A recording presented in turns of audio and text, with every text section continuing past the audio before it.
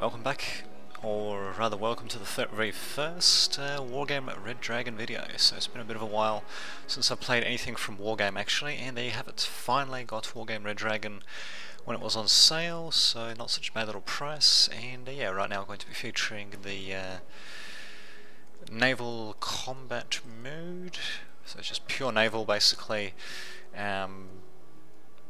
1 versus 1, myself, Lightman versus Jolly Rogers 84, and yeah, these are just some earlier games that I played, and well, generally put, I'm still learning what the hell I'm supposed to be doing for naval stuff, basically. So, apparently, according to some of the comments and all that, NATO, or Blue 4 as it's now known as, is not quite as strong as Red 4 when it comes to naval, but we'll see what happens. They do have better aircraft, anti-ship aircraft and all that, so what the hell, see what happens. In any case, here I got myself Lightman here, going with Blue 4 forces, so we got the Congo. Actually, what the hell, can we actually skip the, oh no, you can't, I just have to fast forward then. So going with the Congo, basically going with Blue 4, and my opponent is going to be Jolly Rogers 84. As you can see, he's going with Red 4, so he's got the two flagships, the Udaloy 2 and the Sovremini, as well as a couple of trenchals, muskets and all that, and the game is afoot. So yeah, basically we're going to be playing Conquest here, which means we need to capture various points on the map, and the little number indicates how much your Conquest points and all that will go up by.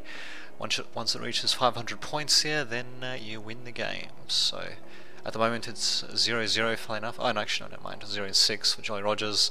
I think that was because I was repositioning this ship, and then Alpha was not captured by myself for that amount of time, but what the hell. See how things work out. So yeah, I haven't actually saved all the replays of my recent games for this one, for this Wargame Red Dragon game, mostly because I'm still just learning, but I kept these two, well this one and the next one, mostly because of how silly they were, and you're going to see why in a little while, for this one anyway. So yeah, one rather bizarre thing about the way they implemented naval in this game was the fact that the ships don't actually make any movement sounds, which is so bizarre because they make them in the fucking trailer. It just doesn't make any sense. I mean, they have the fucking sound already there. It's in the fucking trailer. Is it really that hard to implement it in game? Well, apparently it is. So, just glad I didn't get the game when it was in beta phase, because it definitely could do a little bit more polishing up.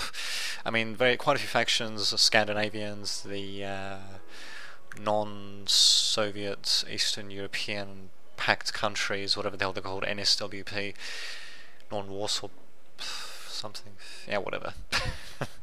Yeah, those countries basically have not had their units updated at all, or maybe just a tiny bit, maybe updated the infantry a little bit.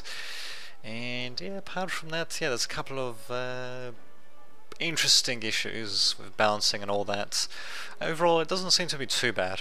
So what the hell, in any case, got myself Lightman coming in with a quick trampoline, and what the hell, at least this thing has got a nice little movement sound on it. So yeah, just scouting around, see if we can pick up any ships, and actually a couple there. So yeah, this plane has actually got 4 ASMs on it, enough to destroy a minor ship. Probably not enough to destroy this ship though, we'll see what happens though. Well, actually did score some hits though. And the plane itself is going to die because it's continually running into oh no, never mind, I think it escaped. Okay, magically disappeared and escaped. It's very lucky actually, running into AA like that. And actually, yeah, doing quite a bit of damage to the Najin.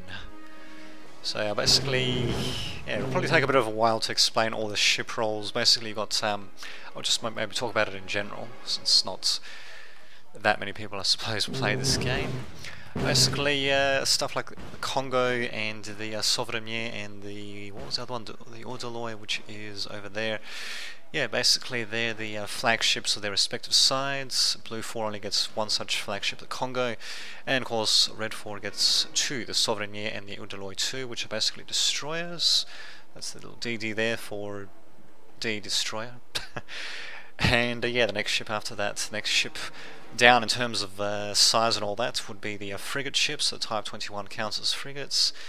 So these are command ships basically, and then beneath that you would have the corvettes, which will be these ships right here. Bekus, Chamsuris, etc, etc. Actually, what about the Komars? Oh yeah, they're gunboats actually, so you also have gunboats as well, which can go through rivers. The destroyers and frigates cannot go near the shore, and the cruisers, not the cruisers, the corvettes, they can go near the shore. So these little blue bits, for example, they can go through them, while the destroyers and frigates cannot. And only the gunboats can go through rivers, though, which do not really feature at all on naval maps, as far as I know. But yeah, you got naval maps, you got pure land maps, and you got mixed maps as well. So a bit of something for everyone, really. And as what's happening here, well, got my opponents heading out. Oh, and also, if you noticed, I actually do have more points captured compared to Jolly Rogers, but will I be able to hold on to him? It is going to be a different matter altogether. So it looks like we've got a possible fleet engagement happening. So far, it's just been my planes. Oh, okay, I'm not really sure why I didn't send them after the Naijin. But anyway, interesting. Anyway, so far it's just been my planes just skirting around and yeah, trying to inflict a little bit of damage on the opponent's fleet, and not really doing anything too decisive. Would have been great if I could take out the Naijin, actually. I mean, they could still reinforce from here, but still, it would have been something, I guess. And well, there we go. Actually, do have fleets splitting up a bit. So yeah, my ships are of course split up in a couple of different spots to capture these points. Now it's just a matter of holding on to them. And yeah, this is ouch. It definitely shows that you don't want your ships to be picked off piecemeal. I mean, especially the Sovereignier. It's flagship. Well, that's what I'm calling it anyway. For Red 4, 500 points, the most expensive ship, along with its sister ship, the Udaloy, which is somewhere or other. Oh, there it is, Udaloy 2. Congo, on the other hand, is right here. Taking a bit of damage, not too bad. Only 420 points. And not too shabby, really, compared to the Soviet ships, although in a head-on fight, I can't really engage them directly. But yeah, thankfully NATO, or well, I should just call them NATO, fuck it. They might as well just be NATO, really. Well, NATO, and of course the Blue Dragons. And the Commonwealth as well. But yeah, they get better aircraft basically against ships. Although the Soviets, they get some right stuff as well though, but they don't actually have a dedicated air superiority fighter like NATO does. Although I'm not actually going to be using any air superiority fighters for these first two games at the very least. That's what the hell, we've got Super Hornets instead, loaded with 2 Harpoon missiles, a couple of AMRAAMs against aircraft, and it is going to blow up. What damage will it do? Doesn't look like it did any damage at all, actually, so whoopsie long. As you can see, my ships are taking quite a bit of damage. What is actually getting attacked here? Sovereignty seems to be attacking this Baku right here, which has exhausted all of its RGMs. Are those the anti-ship missiles? I don't think so. No, they're not. Just regular AA missiles, basically. Although that def that you can see there, that basically means that it can be used to defend against ASMs coming in, anti-ship missiles coming in, and we also got the Q's CIWS rating at the bottom there, and it's bad, so who to freaking think. Just have a look actually. Yep, looks like everyone's used up, looks like these Komars, everyone seems to have used up their ASMs. And this is a great thing about aircraft actually, they can just, well okay. They can just resupply for free basically, get the missiles back and all that, while ships, on the other hand, you always need to get a nice little supply ship to come in, and unfortunately you can't plop down any FOBs anywhere either, which kind of sucks, but oh well, what can you do? These guys seem to have plenty of supplies on them anyway. The Congo's taking quite a bit of damage, and just a look actually, it actually does have armor ratings and all that. So of course you want this thing to be either facing away from the enemy or towards the enemy. Whoops, this one here. The side bit is not quite as strong, and yeah, I'm actually going to be running away. I'm still winning though in terms of score points, but in terms of fleet versus fleet, well, the Sovereignier of Jolly Rogers is at 4 health. This Congo is apparently water ingressed, which I'm not entirely sure what that means. It just moves slower as a result. Maybe there's water rushing into it. I don't know. And well, what do you know? I actually do have a couple of ASM helicopters coming in from Jolly Rogers as well. Not really doing too much though. This Congo definitely needs to get the hell out of there, to say the least. Do have Pegasuses, which are basically just missile ships. Trying to fire them, but yeah. Oh dear. And there goes my Congo as well, so sucks to be him. Pretty sure, yeah, he has been blown up, but he's not really sinking or anything. Ah, okay, now he is, very slowly but surely. Very fancy. Okay then, so yeah, that's pretty much my fleet out of action. But I'm still getting score points in just barely, but definitely have to be a bit more careful. The Sovereignier and the Odoloy, they are pretty slow actually, just have a look. So 24 and 27, actually Sovereignier is pretty fast. In fact, it's, yeah, only a couple of my ships... Oh, never mind, apparently my ships actually aren't too bad either when it comes to speed. I'll be damned. Okay then. Huh. Interesting, I could swear they were slower than that. Well, some are, but yeah, there you go. In either case, I'm regrouping my fleet a bit further away, and they have it now actually down to a bit of a deadlock when it comes to score points. My opponent does have the fleet advantage. Interesting, I was using the Udaloy just as a regular capping ship like that. In fact, what he should really be doing, just looking back on this, is he really should be attacking. He's got me on the run. Sorry, he's got me on the run. And, well, I don't really have too much to defend against his fleet, especially if he combines it together. Yes, I mean, I could combine these guys together actually. The Type 21s, I didn't actually really realise it at the time because I just saw them as cheap capping ships. But as regular direct attack ships, as in when they're attacking with their cannons, in this case the Vickers Mark 8s, they're actually not too bad for cost, especially given that they're only 135 points, strength of 150, pretty good frontal armour. Well, it's the same as, yeah, same as the Congo and the Sovereign and all that. Actually, what about these guys? Yeah, they get toys all over, okay, yeah, so mostly just the destroyers and the frigates, I think, that get 4 and 2, like that. And 0 top armor as well, which I suppose is going to make them especially vulnerable to cluster bombs, I'd assume. In any case, yeah, this guy needs to get the hell out of there. Don't know if I'll be able to keep him alive though. The Tarantul Free is firing a couple of missiles. He does have some limited defense, but yep, he's going to get struck nonetheless. Ouch. His kills is bad actually, and he's just got a couple of Sea Cats for longer ranged missile defense, which is just great. Rather, Tarantul Free on the other hand, pretty shitty against aircraft, but very long range ASMs though. Apart from that though, its strength is kind of crappy for its cost. I mean, 60 compared to 150, and it costs a little bit more as well. Just have a look though. Okay, this guy's gun is a bit longer range, not that makes much difference here. And lower rate of fire suppression, yeah, okay, so yeah, generally put, this thing's more of a missile ship, long-range missile ship, managing to chase away this guy. Although one-on-one though, I think the Type 21 could beat him out as long as he got close enough to use the main gun. But nope, looks like I'm just going to be avoiding a fleet versus fleet engagement entirely, not too surprising at all, and just going to be moving my guys somewhere towards the northeast there, so it's actually north facing that way there. Just have a look, actually, we do have a couple of Komars and Muskets coming as well, so gunboats and corvettes. Actually, corvettes? Yeah, that's right, the coaster for sailing, so they can't travel through rivers, but they can go through the coastal bits. So yeah, they're pretty similar ships actually. The Musket is basically a fancy version of the Komar. The Komar has got some limited anti-air defense, but no kills close-in weapon systems for defending against ASMs. It's got a couple of Termite ASMs, while the Musket, on the other hand, does have some limited kills and has more ASMs as well, even though they're the same type and kind of shitty range as well. But there you go. Still, this sort of thing though, you can use it for close defense versus missiles, so basically use it as a bit of a screen, and of course for launching some extra ASMs. And when it comes to launching ASMs, basically you want to launch them all at the same time, or as many as possible all at the same time, in order to overwhelm the enemy's anti-ship to overwhelm their anti-ship missile defenses. Here we actually do have a combination of the Super Hornet and the Tram coming in. Might just be enough to take out the Najin, which I'm assuming is what we're going for. We'll just nice sort of close view of that, taking a bit of fire. Just hide the HUD there. And there you go, get a nice little close view of the missiles coming in, and this thing is still alive though.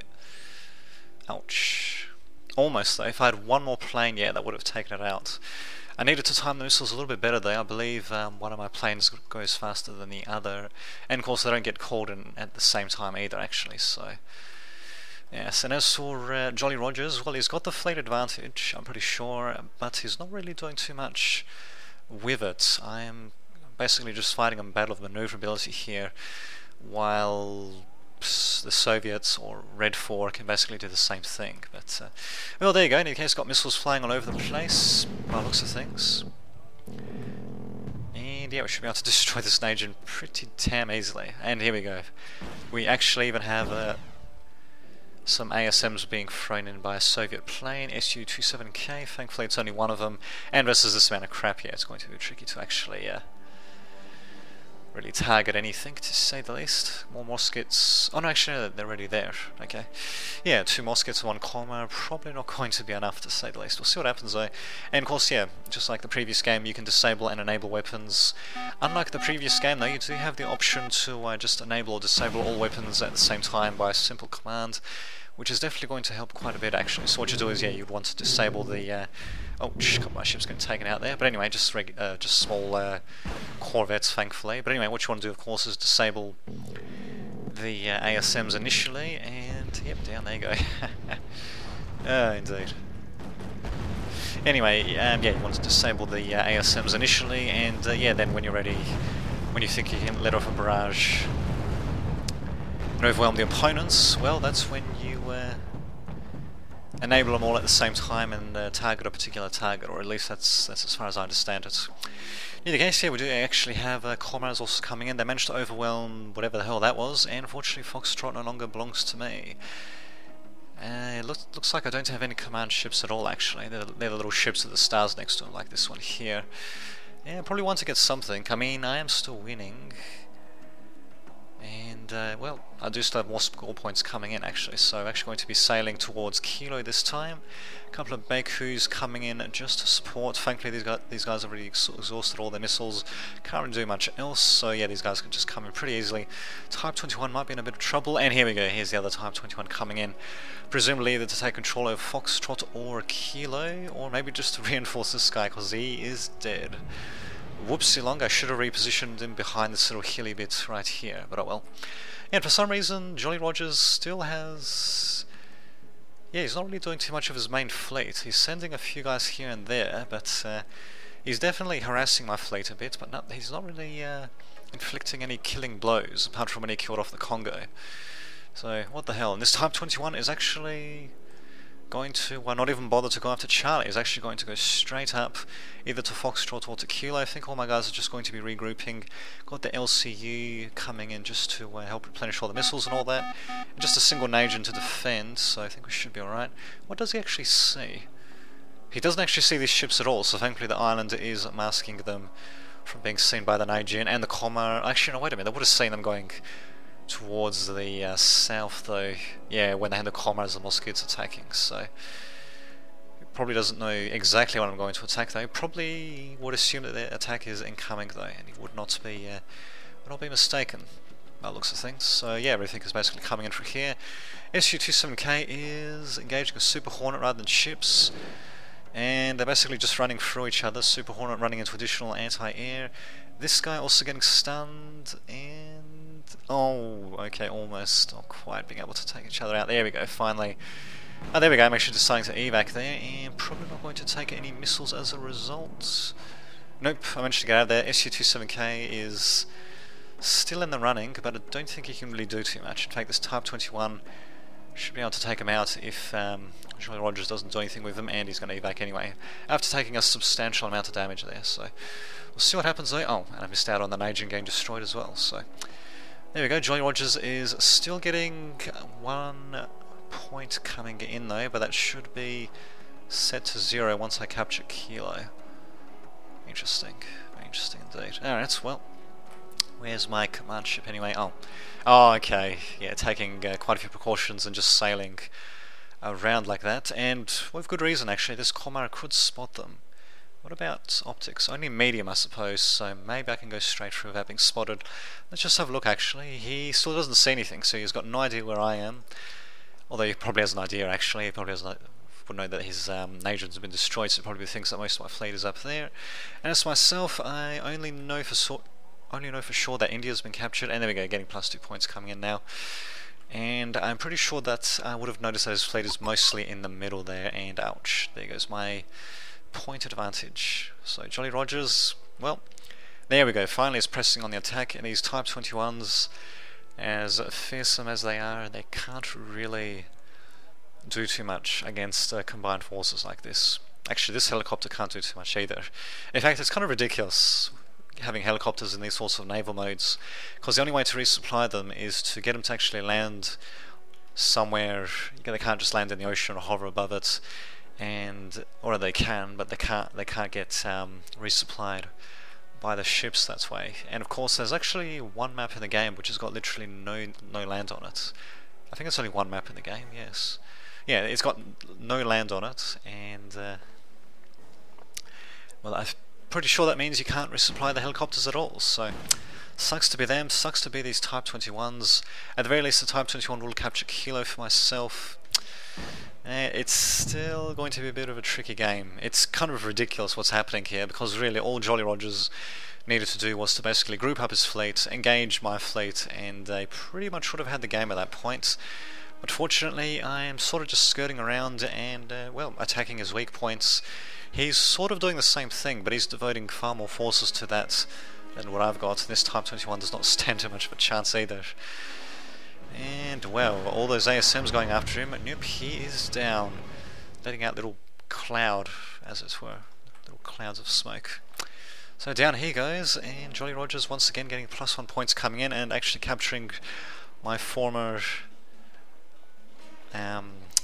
original reinforcement zone, bizarrely enough. And there we go, actually I do manage to take out India, which is actually positioning me very well, because that means he can't reinforce anywhere near where I am at the moment, so he's going to have to drag everything over there. He can get the Udale to Charlie, but it's still further away from whatever point this is. Kilo. Yeah, it's still further away from Kilo than India, so actually it wasn't too bad getting rid of the command ship in India, and yeah, there's no other command ships near there to take it back either, so not working out too badly for me given the circumstances. He's still sending in these attack helicopters. They might actually be able to do a bit of damage. Oh yes, you definitely don't want to leave your ships. God damn it, there goes another Pegasus. You'd think I would have learned from when that other Pegasus got destroyed, but yeah, you definitely don't want to leave too many stragglers lying around, because then you get this sort of stuff happening. Although I do have some planes, and there we go. We're going to be sending in a Super Hornet. It's not quite as good as against helicopters as a dedicated anti-air, just because these AMRAAM missiles that it has, it cannot target helicopters with them, so it can only use the main gun to target the helicopters, which kind of sucks, but oh well. Super Hornet will try, and does barely any damage. How much health do these things have? Okay, I see. So tank strength, so full strength, and they actually got a bit of armor on the front and sides. Just freaking dandy, and apparently this thing has a turn radius of several kilometers, or 400 meters. Well, it feels like several kilometers to me. They're coming back in from another pass, and yeah, it's not going to take out anything in a hurry, that's for sure. The only problem is that he still has to worry about resupplying them, but he does have a Mona right there to do that, and no command ships really heading my way though, for some bizarre reason. So his fleet is basically in the wrong position, for lack of a better word. Actually, my Super Hornet might be in the wrong position as well if he gets too close. Oh my god, he's going to fly right above the kills even, and yeah, they actually can hit some muskets there. So yeah, they can actually hit airplanes, but in very limited range, but they have a horrendous rate of fire. Tarantula Free on the other hand, well, it's got still 2 M's, which aren't too bad if aircraft get close to it as well, so whoopsie long, bit of a mistake on my behalf there. I do have another plane coming in, and I seem to be winning the war of maneuver, it seems. And there we go, up to 500 points. And that is that. What a ridiculous game indeed. Losing the Congo like that, getting a few things picked off here and there, but at the same time picking off my opponent's command ships, crucial command ships, and well, basically managing to outmaneuver him. So, an interesting game of maneuver, if I do say so. And there you have it. I shall see you all next time.